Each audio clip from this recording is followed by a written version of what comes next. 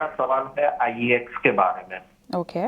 मेरी purchase price है 213 रुपया 90 पैसे, 100 क्वांटिटी है। ओके। इसके बारे में मुझे 3 से 6 महीने का और लॉन्ग टर्म 1 से 2 साल का व्यू चाहिए। चलिए, 6 महीना पहला और उसके बाद आपको एक लॉन्ग टर्म व्यू भी चाहिए।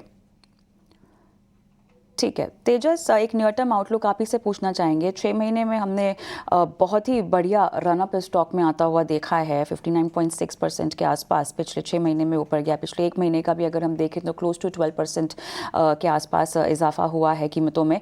अभी बताइएगा कि इस तरह के मोमेंटम में हम इनके बाइंग लेवल्स को अगर देखें तो काफ़ी अट्रैक्टिव हैं, लेकिन 3 से 6 महीने का समय और दिया जा सकता है।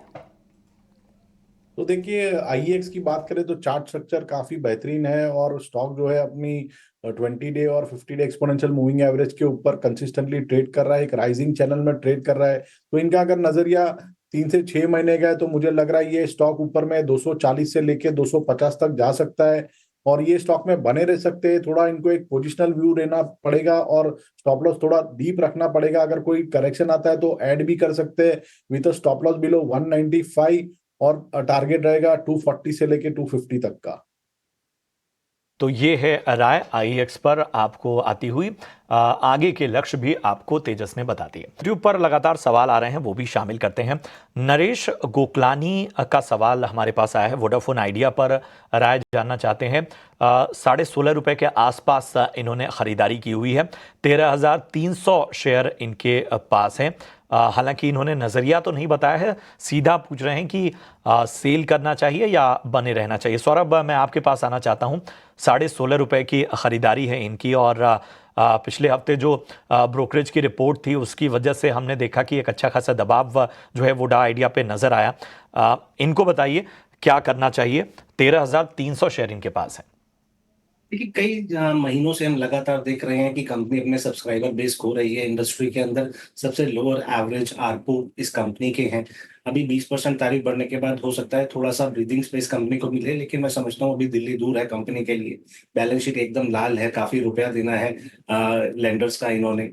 और मुझे लगता है टेलीकॉम को अगर आप प्ले करना चाहते हैं तो भारतीय एयरटेल बेहतर प्रॉक्सी है। मैं समझता हूँ कि काफी सारी चीजों ये जो प्राइस है ये काफी ज्यादा ओवर प्राइस मुझे लगता है। यहाँ से निकल जाना ही आपके लिए बेहतर रहेगा।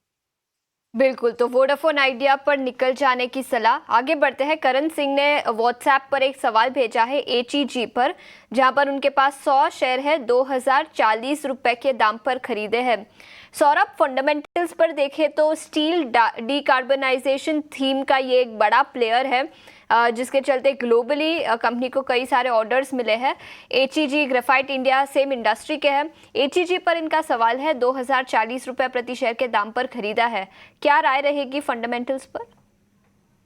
देखिए, मैं समझता हूँ कि इंडस्ट्री यहाँ पर अच्छे रूप में चल रही है। स्टील कंपनियां भी यहाँ पर डोमेस्टिकली तो काफी अच्छा कर रही हैं। और यूजुअली क्या होता है, second half of the year में जो साइकिल होती है वो इंडस्ट्री की वो थोड़ी और बेहतर चलती है। मेजर प्लेयर है ये इलेक्ट्रॉड्स में।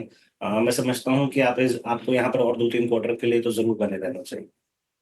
2-3 क्वार्टर्स के लिए एचईजी यहाँ पर आपको बने रहने की सलाह सौरभ की तरफ से आ रही है।